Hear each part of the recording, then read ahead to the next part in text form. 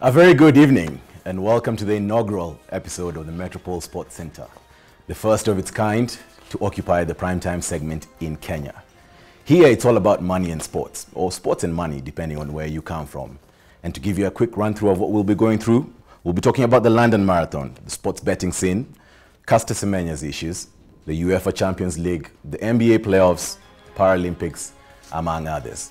But first, to introduce myself and my lovely co-host, my name is Ngaro Kamuya. And my name is Sharon Alela. So Sharon, it's Friday. Any plans after this? Yes, you know, we have to look for plans, eh? But let's get to talking about money and sports first. So of course our first topic is the London Marathon. Yes. That was obvious, taking into account the fact that both the winners of the men's and the women's marathons are our people. And by our people, I mean Kenyan. So we had Eliud Kipchoge for the men, winning in the second fastest time ever recorded in marathon history. We need to add, by the way, he's a world marathon record holder. And we had Birgit Kosgei, who recorded a time of 2 hours, 18 minutes and 20 seconds. 20 seconds, sorry. I must add, of course, she was last year's Chicago Marathon champion. So what do you think of their performance and what impact does it have on a nation, number one, and number two, on the fact that there are very many people, and this is the hotbed of such talent, and there are very many people who want to be getting into this the discipline. Yeah, I'll start with Eliud, obviously, the greatest of all time. There's a lot of talk about how far Eliud will go. And I have this strong gut feeling that Eliud is just, he's not at his peak yet. See him run the London Marathon, which is a harder course than Berlin last year. He was so graceful. There's no time we saw Eliud, struggle. And I remember him running the last lap, and his stride was, fast and long, and he was hyping up the crowd. I mean, such a graceful athlete, you know, and on and off the pitch. The other day he was giving a talk at Oxford University, and you could see what kind of athlete this is. He's a leader beyond, the track, and he inspires a lot of Kenyan runners. For Birgit Kosgei, she ran a graceful race. She came in second, but we also have to talk about Mary Keitany and Vivian Cheruiyot, who ran a beautiful race. The women runners gave us a better number. They were three that ran constantly together. Eliud was the one who did for the men. He did a tremendous job. We need to nurture more talent. We're seeing the same athletes running over and over again, but we are a running nation, and you go up in Iten and Kaptagat where Eliud runs, and there are easily 1,500 runners every morning. So that's I think Kenya is we're yet to see the best of the best, and Eliud says it every day. He didn't break the two-hour mark, but there's someone who will break it. It's just 25 seconds off, So the London Marathon was definitely an amazing race, always an amazing race, and Kenya did us proud, as always. And you only hope that the person who goes under 2 hours, of course, can be from Kenya. Of course, this race was hyped up by the fact that British runner Mo Farah, who came in fifth, Mo Farah. But it was a fantastic performance by Eliud Kipchoge, as you said. And more so, it's what you're saying, how long can he go on? And you think he's going to be there for a very long time, because we must add that, look, Eliud is 34 years. But what really... what I like about him is the fact that he's an Olympic champion. He's a world marathon champion, and of course he's been a champion in a couple of these marathons. So congratulations to Eliud Kipchoge and Birgit Kosgei. So on to our next story, which is the sports betting scene.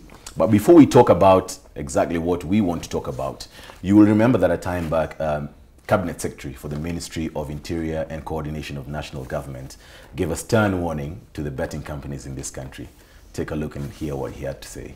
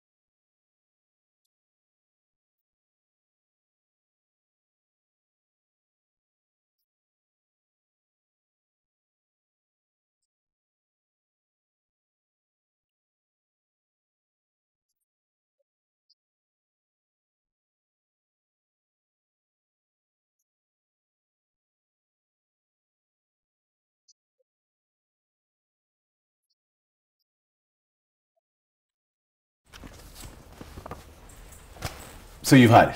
Yes. The Betting Control and Licensing Board has banned, amongst other things, of course, outdoor advertising by betting companies. And I want to highlight two things. Of course, the leader in the betting companies is SportPesa. We've seen SportPesa pour a lot of money into the sporting world, especially football.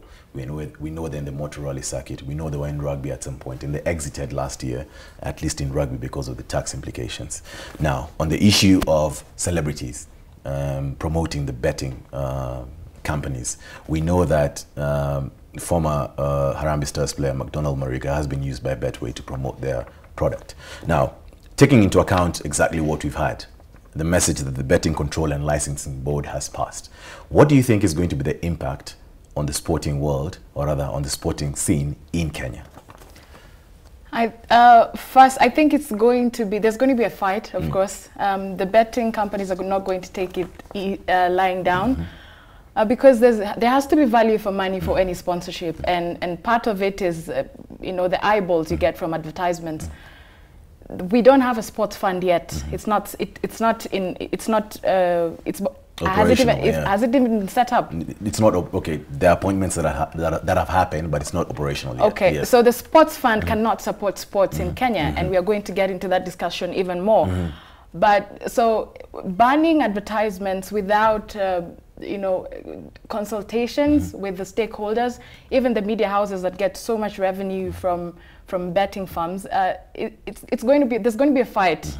But obviously it impacts the sports industry, because the betting firms are going to pull back a little bit on the funding they put out there, and even for the media companies. Of course, would like to hear your comments about what you think about the latest move by the Betting Control and Licensing Board to ban all sorts of advertisements regarding betting. We move on to our next topic, which will just be glossing over. We won't get into in detail. Of course, the Kenya Rugby Union has co-opted 2 lady members to the board of directors. That is Wangoi Kibe, who is known as to work for Safaricom, and Paris Mukoko, who had actually ran for election as a director in the union elections that happened on 20th of March 2019. It's a good move, if you ask me, having women in the management of sports, because like Sharon likes saying, like Alela likes saying, you get a different perspective from women when they're running. Or what do you think about it? I mean, we've been struggling with the 2/3 gender rule in Kenya. A lot of institutions are struggling to implement that. And a move by, I wish they were elected in the first place. Co-opting them is a good move as well. It's a good start for the men in sports, the men in leadership, acknowledging that women need to be right there with them. And this is a nice move, and more sports need to incorporate women leadership, within the organizations. So Kenya Rugby Union, kudos on that move of co-opting Ms. Wangoi Kibe and Paris Mukoko. On to our next story, which is not really a good story. So the IAAF introduced some rules. They're called the DSD regulations, which is athletes with differences of sex development. This comes into play with regard to Caster Semenya. So the IAAF introduced these regulations. These regulations require her to take some drugs to reduce her testosterone levels, because they say that her testosterone levels are abnormally high. So Caster Semenya, in her right, went to the Court of Arbitration of Sports together with the Athletic South African Association to try and have this decision repealed, because it's kind of detrimental to her cause. So on 30th April 2019, the Court of Arbitration of Sports delivers their award and says that the IAAF are right, and therefore the regulations are going to stick. These regulations are going to kick in the next 2 weeks or so. What do you think about all this? And do you think it's right? Or do you think it's wrong? Or what are your thoughts generally about this? This is a very contentious and very complicated issue.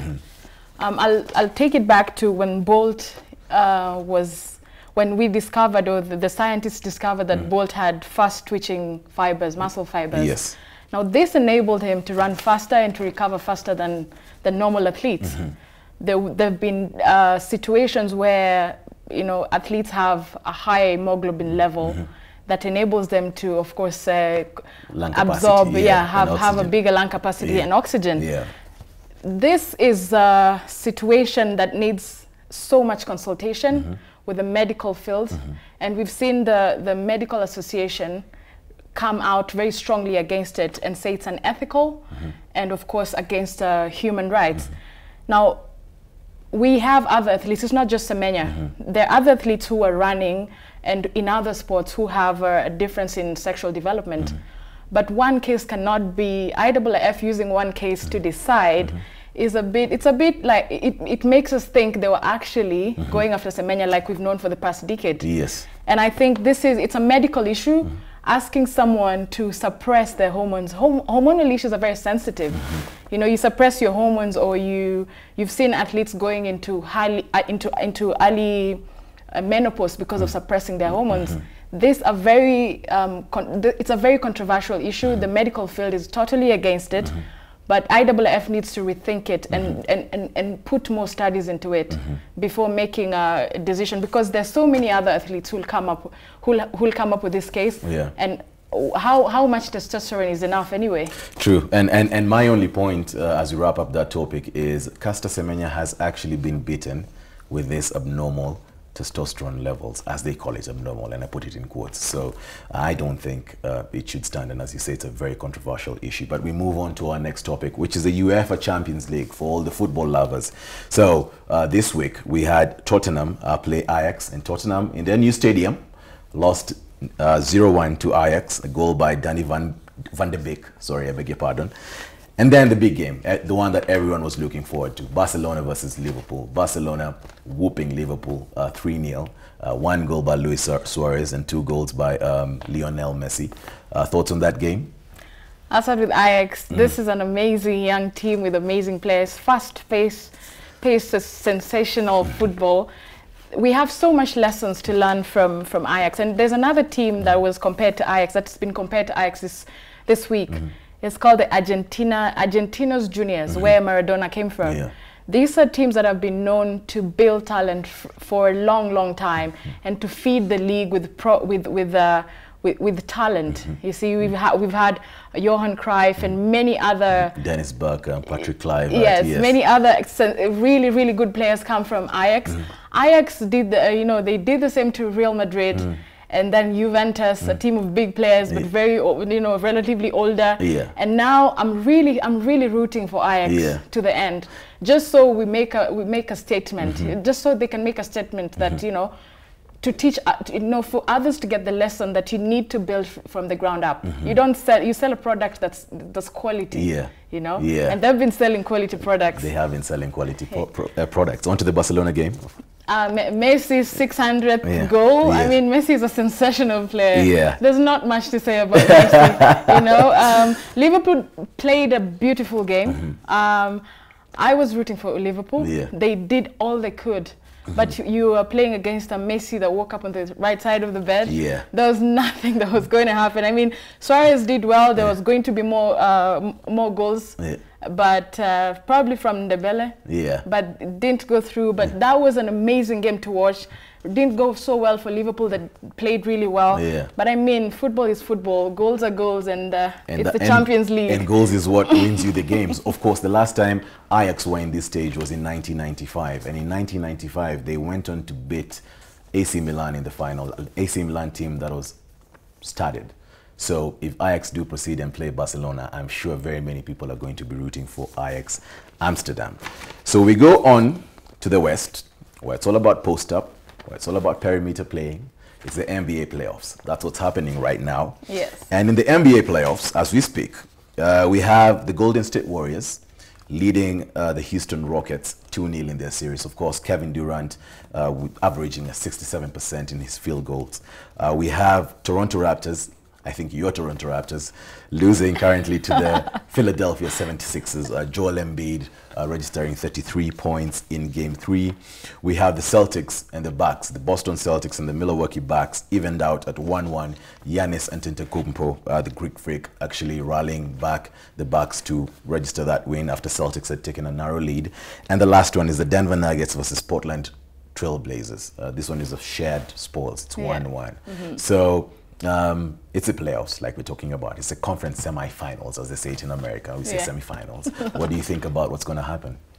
I mean, Warriors are Warriors. Yeah. They win. Yeah. They've been winning. Yes. Celtics have been fighting, and I think I've rooted for Celtics for all the games. Yeah. And it's been like they haven't had big margins, but good results. Now, the one that broke my heart yesterday, of course, because I'm a Raptors fan. Yeah. We were doing well. We were doing so well until we were beaten yesterday. Yeah. It was heartbreaking because it was also a very controversial game. Yeah. Like, you know, the things that happened in the game that just were in bad blood and very dirty play. But yeah, I mean, you take the defeat with grace and you move on. Raptors, you know, we're strong and we'll get through this. Yeah. Ultimately, yes. I hope you're not speaking as a sore loser. Toronto Raptors, of course, hard Toronto Raptors going down to the Philadelphia 76ers. I won't say which team I'm rooting for. My team left a long time ago, but when the conference... You should say what team you're rooting for, yeah? My team left. You should be brave and confident about your team. I support the Oklahoma City Thunder. They left a long time ago. So, anyway, on to our next topic, which is on a sad note. The Kenya Paralympics team. So they return from the 4th International Athletics Meet in Marrakech in Morocco. 42 medals, 11 gold medals. And they've been holed up in their hotel ever since they got back because of unpaid allowances. As we speak right now, they say it's amounting to Kenya shillings, 80,000 shillings per head. And as a result of that, they decided to stage a demonstration yesterday on Thika Road, just right next to Garden City. Thoughts? Before I give mine. I think it's a story we've seen so often, and it's in very bad taste, especially when you have such a great team representing the country and coming back and, you know, doing a good job.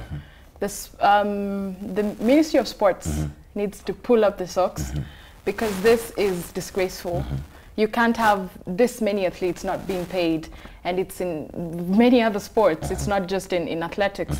We need to really rethink how the priorities we put into sports. Of course, how many gold medals again? 11 gold medals. 11 gold medals. Yeah. And then they come back here and this happens. I mean, it's very disgraceful, if you ask me. Yeah, yes. It is very disgraceful. And this is the only place where I normally, personally, I don't believe in government funding and everything. In famous Kenyan word, serikali saidia. I don't believe in that because if you look in the West, if you look in the big markets, it's the corporate world that actually funds sports. But in this case, it's the national team.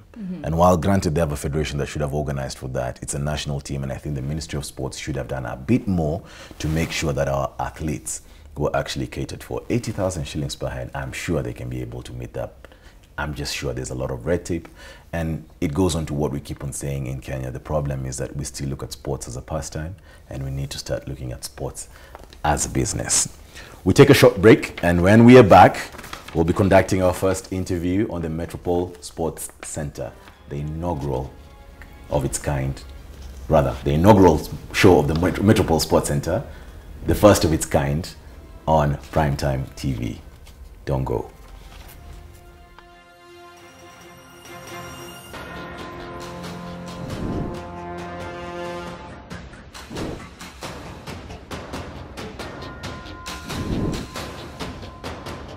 Welcome back to the Metropol Sports Center, the inaugural episode of the Metropol Sports Center, I must add, the first of its kind to be on primetime, on the primetime segment, sorry, in Kenya. Today, for my guest interview, I have Alvas Onguru, who's the club president of Mwamba Rugby Football Club. But before I start talking to Alvas, just a short brief on what Mwamba or who Mwamba Rugby Football Club is. So number one, they were the first independent African rugby club in Kenya. Independent, I say, because the first African rugby club was Mean Machine, which was housed by the University of Nairobi. Mwamba Rugby Football Club was founded in 1977. They won the Kenya Cup in 1989. And some of the big names to have played for Mwamba Rugby Football Club, we had the first player to ever go pro or professional in Kenya, Edward Rombo. We have Humphrey Tol Kayange, and of course the current star of the Kenya rugby scene, Collins Injera. Club President Alvas Onguru, karibu sana to the Metropol Sports Center. Now, here it's about money and sports. We talk about the things, or we need to move from where we look at sports as a pastime. We need to move into the era where we start looking at sports as a business. We need to start looking at sports as a commercial venture. They do it very well in the West. So the good thing about Mwamba Rugby Football Club is that you guys are the pioneers, or you're one of the pioneers, like in everything else. You said it, I didn't. To do some of these things. And the first thing I want to highlight is the Mwamba Rugby Football Limited. This is a commercial entity that the Mwamba Rugby Club has set up. Tell us more about it.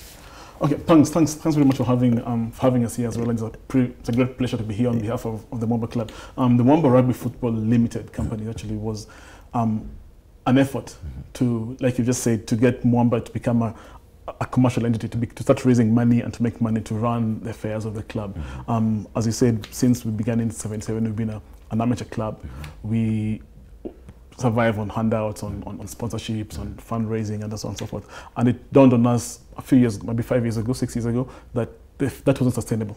It wasn't going to take us into the future. And if it could go into the future, we'd have to become a financially, commercially independent club. And so we set up Mwamba Rugby Football Limited. Now, just to go back a little bit, the way we are set up at the moment is we are set up as a society, which was regulated then by the Register of Societies. We've now, that has been moved to the Register of Sports. But still the same laws apply. As a society, we cannot own assets and we cannot do business. And therefore, we set up Mwamba Rugby Football Limited as a fully owned company owned by the club, by the society, to then engage in commercial activity and own assets and make money that will then go into running of the club. And so that's how Mwamba Rugby Football Limited came to be. It's run by 3 trustees on behalf of the society, on behalf of the rugby club. And the mandate is simple: find ways of making cash to support the playing of rugby. That's excellent. It's good to hear people in Kenya looking at sports as a business. And as you've said, previously we looked at sports, or sports were societies. Now under the Sports Act, of course, they're looked at as organizations. But like you aptly put it, they are not commercial entities. They can't own assets, as you've said. And if we want to move sports to the business level, then of course we have to start looking at sports at this angle of limited liability companies, or companies limited by guarantees. So on to my next question, which is about commercialization. I notice you have a very good jersey on. Oh, thanks. These are for sale on our website anyway. Yeah, and I noticed that there are 2 corporate sponsors there. I noticed there's Stanbic Bank and I noticed there's Modern Coast. Tell us more about the commercialization aspect and what you guys think need to go in, if at all we're to make sports a business in this country. All right, then what we've done then, Mwamba Rugby Football Limited then is a part of the club, the organization that then is in charge of the commercializing the Mwamba asset, whatever asset Mwamba has, tangibly, intangibly, intellectually. The brand name has to be sort of commercialized and used to make money that's going to do this. And so Mwamba Rugby Football Limited does that. And the plan is basically to use 4 things to make money. Number 1, you've mentioned sponsorships. I'll talk about that in a moment. Number 2 is merchandising, which is a big thing for sports organizations all over the world. Number 3 is media rights, you know, TV money and with the payers to broadcast our games and so forth. And number 4 is stadium revenues. Now, in terms of sponsorships, we've actually put that in, we've sort of begun on that journey, sponsorships with people like Stanbic Bank here, who are right now our naming right partners actually. So we're commercially known as Stanbic Mwamba Rugby Football Club. And then Modern Coast Bus is one of our, again, commercial sponsors as well. So sponsorship is one of the plans we use for commercialization. And then merchandising, which is where we have this sort of stuff. We've begun, we talk about that a little bit, but merchandising is a very big pillar in commercializing our intangible assets.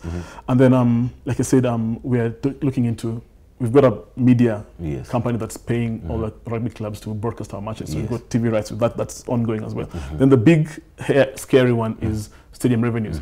We are in the middle of planning to set up our own stadium and then plan to make money from that. And so those are the 4 things that MRFL is sort of planning to do to commercialize and monetize the Mwamba assets. The Mwamba brand. The Mwamba brand. And it's good you say that, because out of in the 2018 revenues, I know it's a different sport, but just pointing on what you're saying, in terms of commercialization or in terms of revenue generation for Manchester United, 48% was through commercial deals, which is sponsorships, merchandising, and the likes. 32% was through broadcasting rights.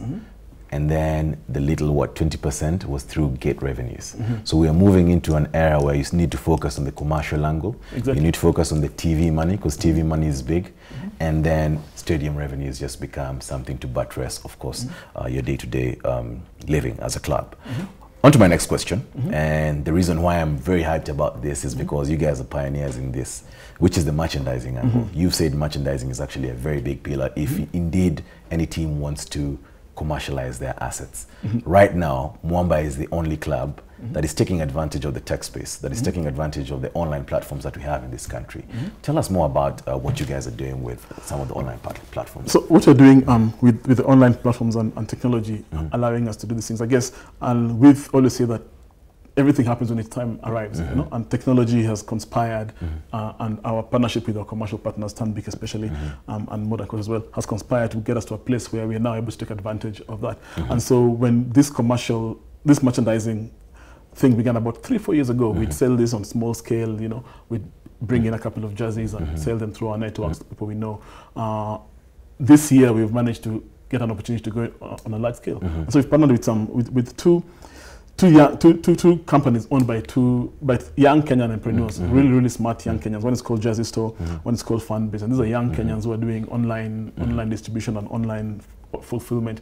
And so they take our jerseys and put them on their stores, and people buy, and then they fulfill the orders. And then the big one, of course, is when we've just managed to get a deal with Jumia just last week. And Jumia is a huge platform, and it's going to be a big opportunity for us. And so technology obviously is a fantastic opportunity, gives us a fantastic opportunity to be able to then leverage the things that we want to do and to move for our merchandise onto people all over the world, really. People can go into Fanbase or Jersey Store or Jumia and buy our merchandise, and it's delivered to them anywhere they could be, in Timbuktu or in China or wherever. These guys will actually ship it over there.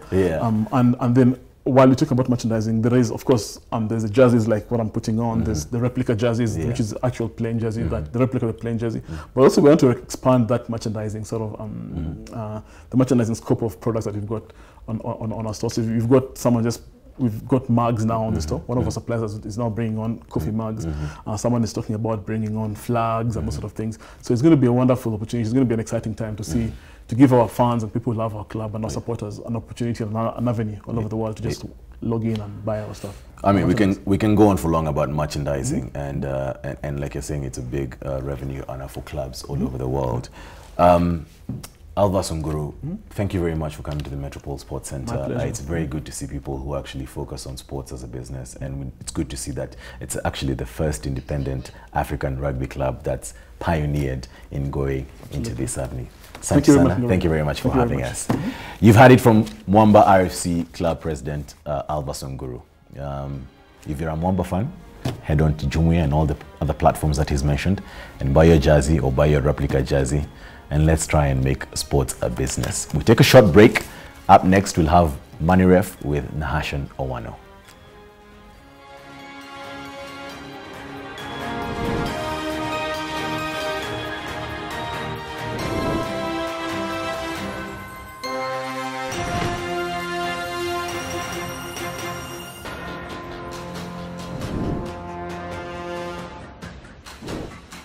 Good evening and welcome to Metropol TV. You're watching Money Ref. Now on this inaugural program of Sports Center, I beg your pardon, we're going to be talking about different sections in the sports world that actually make important impact in your life. Now this segment we're going to be talking about how the financial matters make sense to you. Today we're going to shed the spotlight on the major marathons that are taking place in the world. So this past week we had the London Marathon, where Eliud Kipchoge was able to put Kenya on the international map yet once again, something that we as Kenyans are popularly known for. So just a brief on about the marathons that I'm going to be shedding light on. I'm going to be talking about the London Marathon, the New York Marathon, the Boston Marathon, and the Berlin Marathon. So probably the title sponsors, I'll give you some of the title sponsors for these major marathons in the world. The title sponsor for London Marathon is Virgin Money. If you're following the London Marathon that happened sometime last week, you'll notice that the name itself is branded as the Virgin Money London Marathon. And the event happened a few weeks ago. Then the next edition of London Marathon is going to take place in April 26th, 2020. So if you're a sports enthusiast and a marathon enthusiast specifically, then that's a date that you need to bookmark into your calendar. So just let's get into the numbers and what they exactly mean to you. Now we have the New York Marathon. That the New York Marathon. I'm going to take you through some of the money that the contestants or the people who win get after the competition. So in the New York Marathon, the first person to finish the New York Marathon gets to go home with 10 million shillings. 10 million shillings. Yes, you heard me say that right. 10 million shillings. So the second person gets to go home with 6 million shillings, which is around $60,000. The third person goes home with 4 million shillings, and then the fourth person goes with 2 million shillings. The fifth person, lastly, in the New York Marathon goes home with an estimated 1.5 million shillings. Now we quickly take a run through into the Boston Marathon. And the fastest overall man and woman, we each win $150,000, which translates to roughly 15 million shillings. The second place in the Boston Marathon gets to go home with $75,000, which is roughly 7.5 million shillings. And then the third person takes home an estimated 40,000 shillings, which translates to 4 million shillings. The fourth and the fifth person, respectively, get to go home with 250,000 shillings and $25,000, I beg your pardon, $25,000 and $15,000, which is 2.5 million shillings and 1.5 million shillings, respectively. Now on to the Berlin Marathon. The Berlin Marathon, if you're interested in following the Berlin Marathon, which has not yet happened, but it's going to be happening in a couple of months to come, specifically on the September 16th. It's usually around September. So the prize, the total number of people that usually participate in the Berlin Marathon is an estimated 39,000 people. Just take a moment and let that sink in. Imagine 39,000 people just running on the streets of Berlin. So it's usually, sometimes you find people go for the Berlin Marathon or all these marathons that I've mentioned, not because they want to probably earn the money or win the money, but probably because they just want to get that feeling of competitive feeling, or some go for tourism purposes. Because specifically in Berlin Marathon, the map, the running routes has been set up in a part. It has been set up in a way that you'll find it passes through monumental structures or monumental aspects that were important in Berlin. So finally, we're going to go to the London Marathon, which happened last week. So the London Marathon, the first person takes home an estimated £39,000. The second place takes £22,000. And then the third person who wins the competition gets to take home an estimated £16,000. And finally, the fourth person, I mean, if you don't fall in between the top three, I mean, there's something for you as well to take home. And the fourth person takes home an estimated £10,500. So that has been our segment on MoneyRef. Let's meet here same time next week on Metropol TV. We're going to be taking you through some other aspects in the sports industry. You've been watching the MoneyRef. My name is Nation Owano.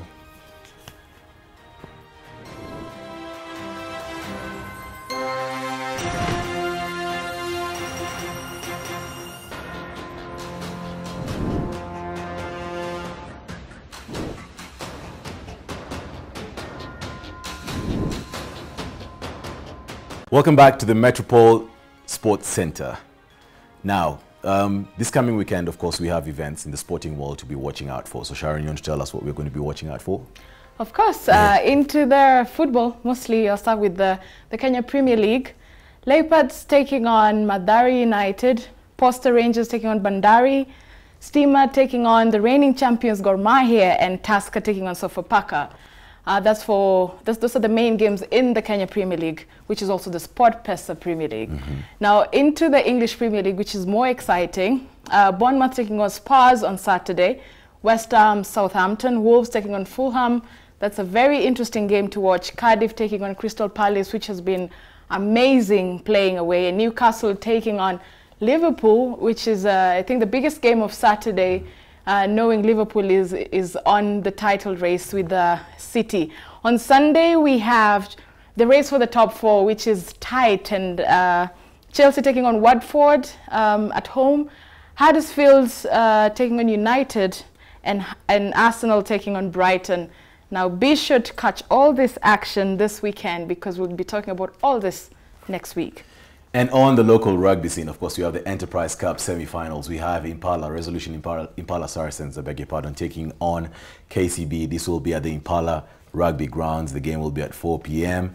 And in the other semi-finals, I think this is a game everyone wants to watch. It's going to be Kenya Harlequins taking on Cabra Sugar RFC. This is going to be happening at the RFUEA grounds. On to the CAF Champions League. We're going to be having the Mamelodi Sundowns from South Africa taking on Wired AC from Casablanca, Morocco. And then, of course, that game is going to be happening in Shwane, that's in Gauteng. And, of course, we have TP Mazembe from Congo taking on Tunis from Tunisia. That game will be taking in Lubumbashi in Congo. Now, that has been the inaugural show of the Metropol Sports Center. As always, we ask you guys to keep tuning into the Metropol Sports Center, the first of its kind on prime time, in the prime time segment, in Kenya. I am your host, Ngaro Kamuye. And I'm Sharon Lelo. See you next week on Friday. Bye.